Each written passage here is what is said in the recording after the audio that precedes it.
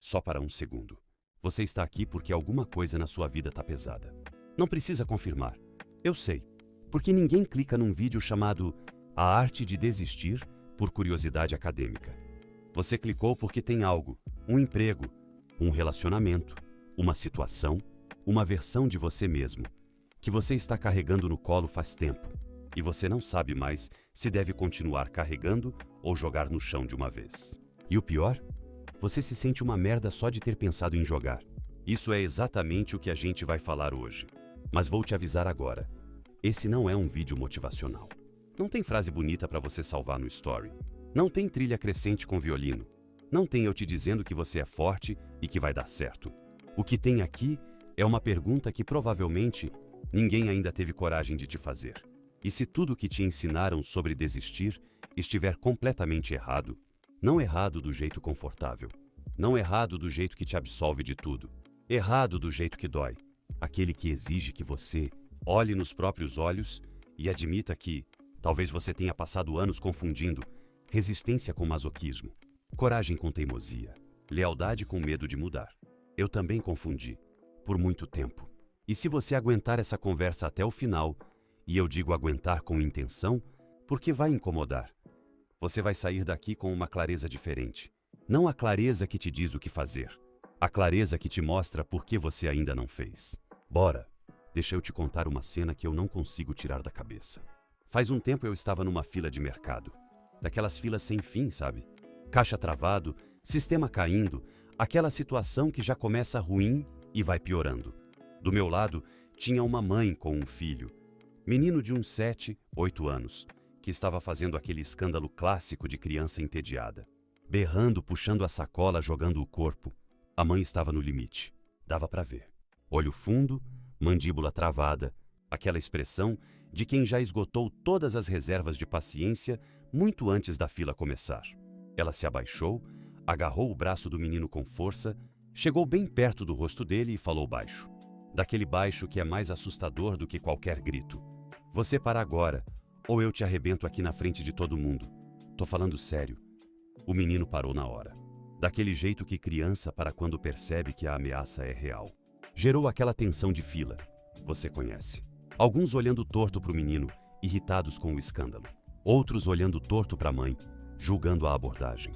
Ninguém ofereceu ajuda. Todo mundo ofereceu opinião silenciosa. Mas o que ficou comigo não foi a cena em si.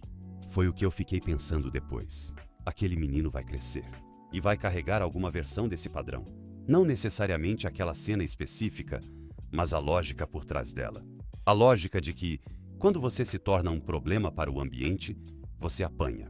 Que demonstrar o que está sentindo tem custo. Que a sobrevivência está em se calar, se controlar, aguentar. E dali a 15, 20 anos, ele vai estar num emprego que o machuca ou num relacionamento que o apaga. E quando bater aquela vontade de sair, vai ouvir internamente uma voz familiar. Aguenta! Não faz escândalo. Não desiste. Isso tem nome. Chama condicionamento. E a maioria esmagadora de nós foi condicionada desde cedo. Por família, escola, religião, cultura. A associar resistência com virtude. Aguentar com força. Sair com fracasso. O problema não é que você é fraco, meu ouvinte. O problema é que te quebraram do jeito certo para você nunca questionar a gaiola. Te ensinaram que aguentar é virtude, que sair é vergonha.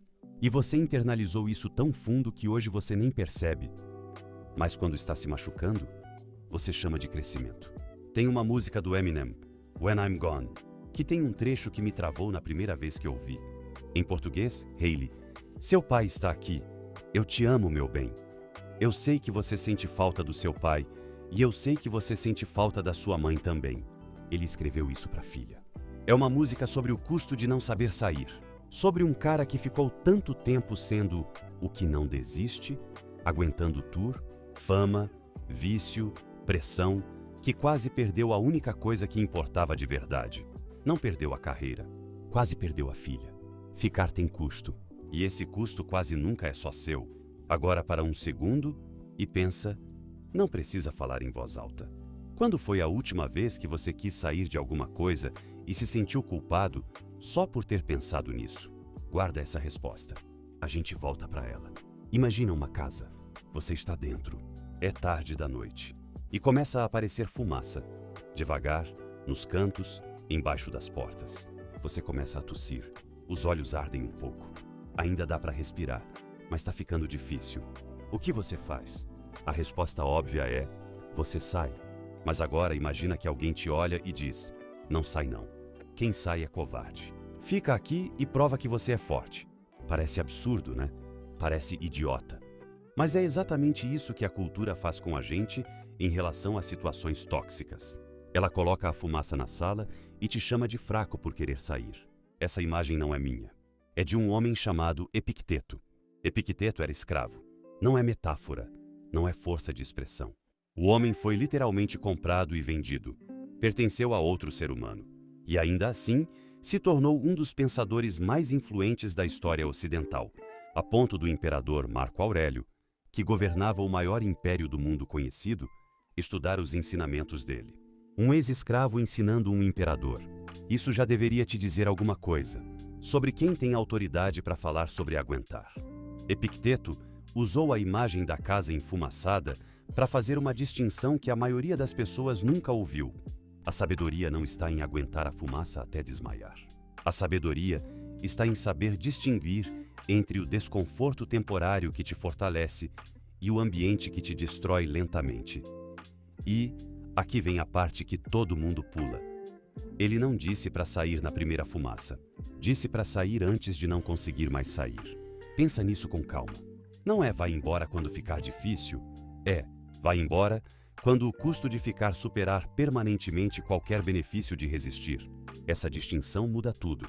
O taoísmo, filosofia chinesa com mais de 2000 anos, tem um conceito chamado Wu Wei. Traduzem como a não ação, mas essa tradução é preguiçosa e não faz jus. Wu Wei é melhor entendido como ação que não força. É a água que não briga com a pedra. Ela contorna, não porque é fraca, porque ela entende que o tempo e o caminho certo chegam onde a força bruta jamais vai chegar. E tem um ditado taoísta que ficou comigo: conhecer os outros é sabedoria, conhecer a si mesmo é iluminação. Dominar os outros requer força, dominar a si mesmo requer poder verdadeiro.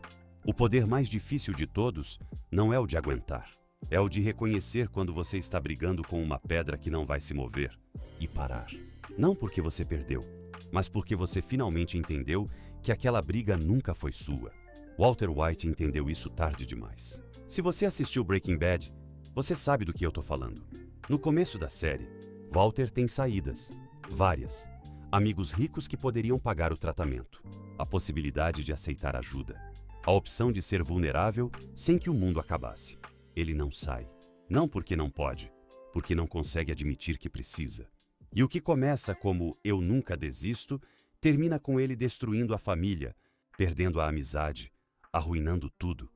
Tentando provar um ponto que, no fundo, nunca foi sobre sobrevivência. Foi sobre ego. Foi sobre a identidade de um homem que confundiu ser forte com nunca precisar de ninguém. Cada vez que Walter tinha a chance de sair, ele ficava. E cada vez que ficava, o custo dobrava. A série inteira é um aviso de 7 temporadas sobre o que acontece quando você confunde eu nunca desisto com quem você é. Agora eu preciso que você faça algo. Pensa numa situação da sua vida agora. Um lugar, uma pessoa, uma relação. Algo que você está segurando com força, com teimosia, com aquela sensação sorda de que soltar seria admitir derrota. Você tem isso em mente? Agora me responde. Honestamente, só para você. Você está segurando porque acredita que vale a pena? Ou porque tem medo do que vai pensar de si mesmo se largar? Não precisa responder agora. Mas guarda. Aqui o vídeo para. De verdade. Vou fazer algo diferente agora. Vou congelar a história e te mostrar 2 caminhos. Não para te dizer qual é o certo. Não é meu lugar. Mas para te mostrar, sem filtro, o que cada um realmente custa. Possibilidade 1. Você fica. Você decide ficar. Porque você foi ensinado que quem aguenta vence. Porque largar parece fraqueza. Porque você já jogou tanto nessa situação, tempo, energia, emoção, anos, que sair agora parece jogar fora tudo que você investiu. Os economistas chamam isso de falácia do custo afundado. Você continua numa situação ruim não porque ela vai melhorar, mas porque já perdeu tanto que sair parece um segundo prejuízo em cima do primeiro. É como insistir em assistir um filme horrível até o final só porque você já pagou o ingresso. O ingresso já foi, mas você fica, sofrendo, por princípio. Então você fica, e nos primeiros meses, parece que funcionou. Você se adaptou, desenvolveu uma casca, aprendeu a não sentir certas coisas, aprendeu a não esperar certas coisas. Aprendeu a chamar de amadurecimento o que na verdade é anestesia emocional. E vai passando. 1 ano, 2, 5. E um dia você está no chuveiro, ou olhando para o teto às 3 da manhã, ou dirigindo sozinho no silêncio, e percebe que não sabe mais muito bem quem você é fora daquele ambiente. Que a casca que você construiu para sobreviver ali acabou te isolando de você mesmo. Que você passou tanto tempo sendo forte que esqueceu o que é simplesmente estar bem.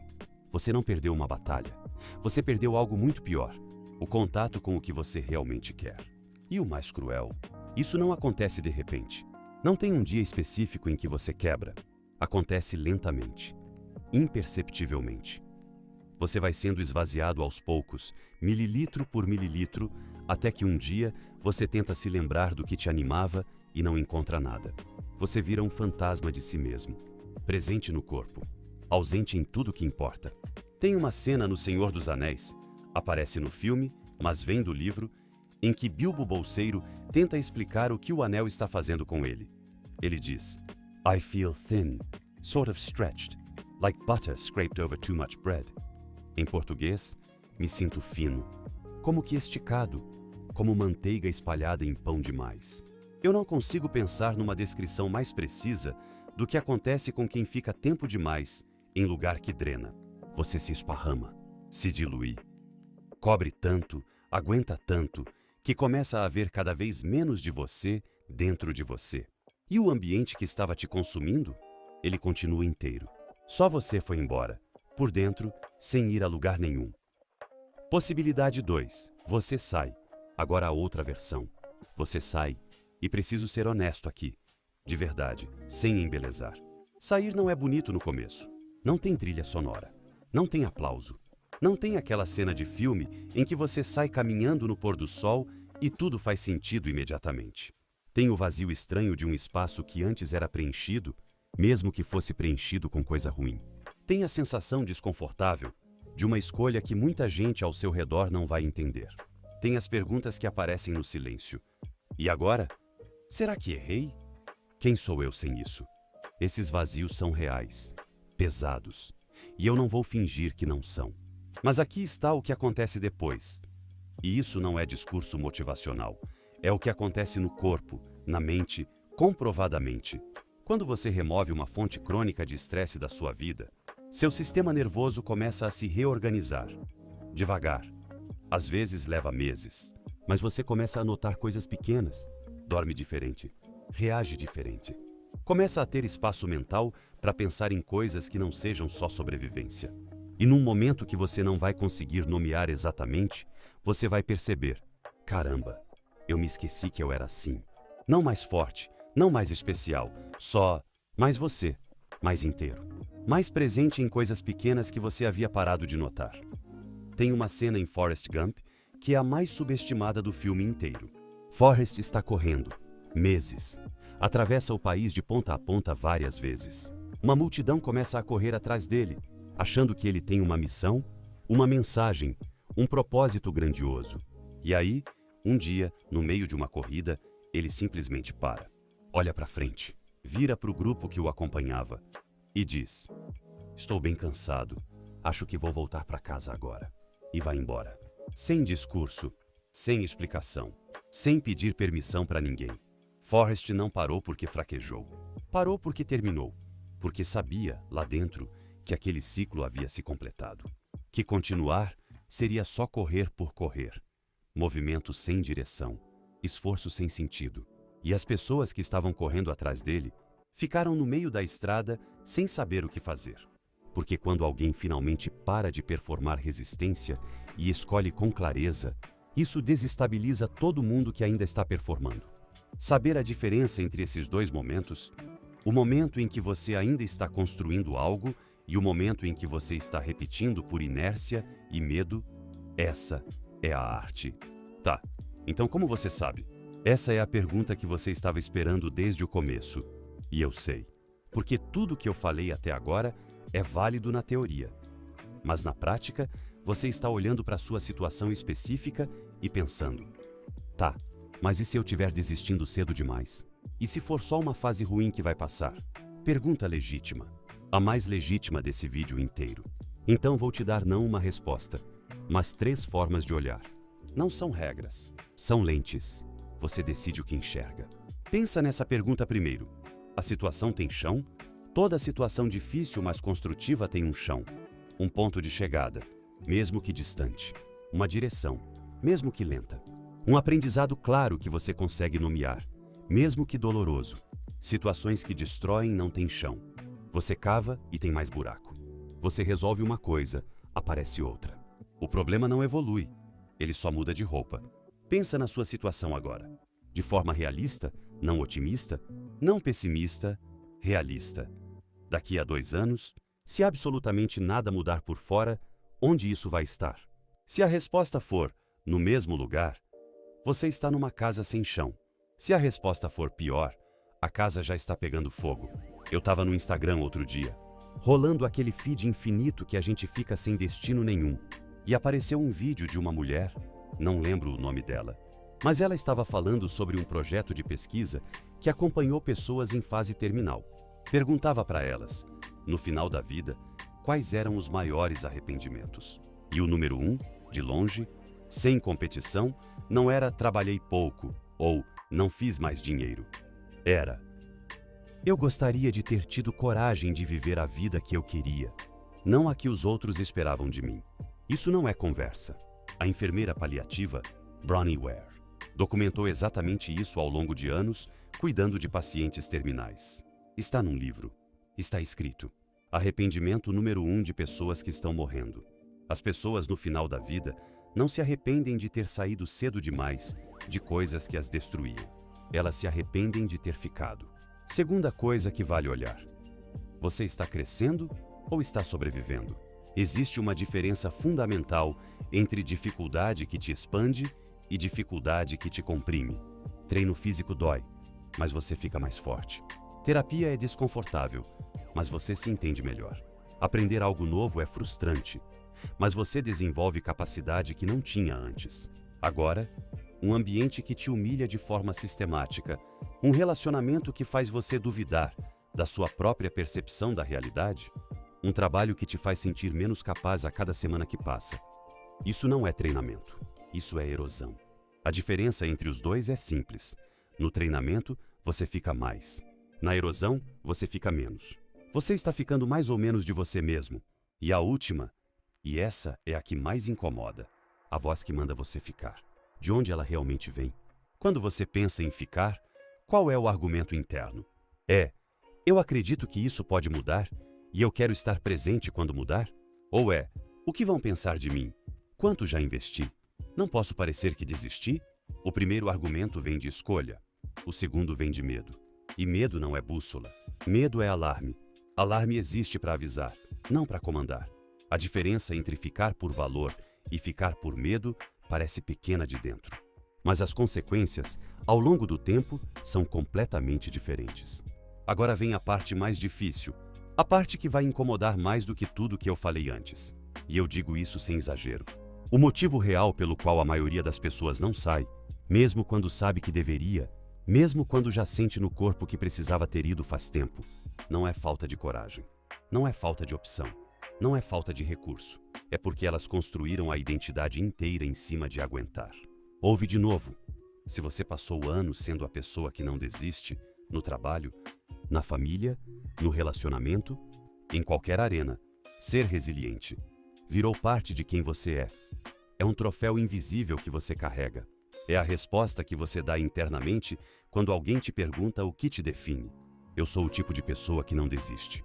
E aí sair de algo não parece mais só uma decisão prática. Parece uma ameaça existencial. Parece que você está desfazendo a história que justifica quem você se tornou.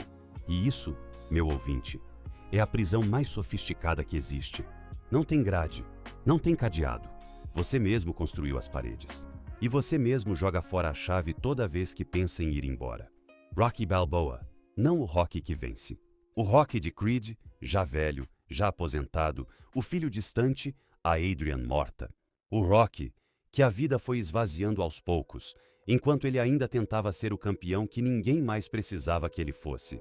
Quando Adonis Creed descobre que ele foi diagnosticado com linfoma e se recusa a fazer tratamento, ele vai até o Rocky e pergunta por quê. Por que um cara que passou a vida inteira lutando está simplesmente deixando? E Rocky responde com aquela quietude de quem já cansou de si mesmo. E Adonis bate nele com uma verdade simples, direta, sem piedade. Você está desistindo. E Rocky, pela primeira vez em toda a franquia, não tem resposta. Porque às vezes a pessoa mais corajosa da sala não é aquela que bate no peito e diz que não tem medo. É aquela que para, olha para dentro e admite em voz alta que está com medo, que está cansada, que não sabe mais por que está lutando. Rocky ficou tanto tempo sendo o que aguenta que quase morreu, literalmente, para manter a imagem. Não para viver, para manter a imagem de si mesmo. Aguentar virou identidade, e a identidade quase virou a cova. Então a pergunta que importa não é: devo desistir? A pergunta que importa, a única que corta fundo o suficiente para ser útil, é: quem sou eu se não for a pessoa que aguentou isso? Fica com ela. Se essa pergunta te paralisa, se você não consegue imaginar uma versão de você que não está lutando contra algo, sobrevivendo algo, suportando algo, então o trabalho real não é sobre o emprego, não é sobre o relacionamento, não é sobre nenhuma circunstância externa. O trabalho real é sobre a história que você decidiu que precisa contar de si mesmo para se sentir válido. E aí eu te pergunto, sem julgamento de verdade, quanto tempo você ainda topa pagar por ela? Vou terminar com uma coisa que a natureza faz e que o ser humano perdeu a capacidade de fazer sem culpa. Existe um fenômeno chamado autotomia. Certos animais, lagartos, estrelas do mar, alguns caranguejos, têm a capacidade biológica de soltar partes do próprio corpo quando capturados. O lagarto solta o rabo, a estrela solta um braço. Não em pânico, não por fraqueza. É uma resposta precisa, calibrada, inteligente. O corpo reconhece. Essa parte custa mais do que vale. E solta. Sem negociação. Sem culpa. Sem ficar olhando para o rabo no chão, pensando em quanto tempo levou para crescer. E o mais impressionante, a parte solta volta a crescer. Não igual, diferente, mas funcional. Às vezes mais adaptada do que a original. A natureza não pede desculpa por sobreviver. Só o ser humano foi ensinado a pedir. Você chegou até aqui. Isso significa que alguma coisa nesse vídeo tocou onde precisava tocar. Não sei o que é, você sabe. E tem uma parte de você, aquela parte quieta que não discute, que não se justifica, que só observa, que já sabe a resposta para a pergunta que você trouxe quando clicou aqui. A questão nunca foi saber o que fazer. A questão é se você vai ter a honestidade de admitir que já sabe. Epicteto, aquele ex-escravo que ensinava imperadores, disse uma coisa simples, direta, sem ornamento. Faça o que a natureza requer. Parta imediatamente se possível. Se não, parta assim que puder. Não é sobre impulsividade. Não é sobre fuga. É sobre honestidade. A fumaça está na casa faz tempo. Você só ainda não quis chamar de fumaça.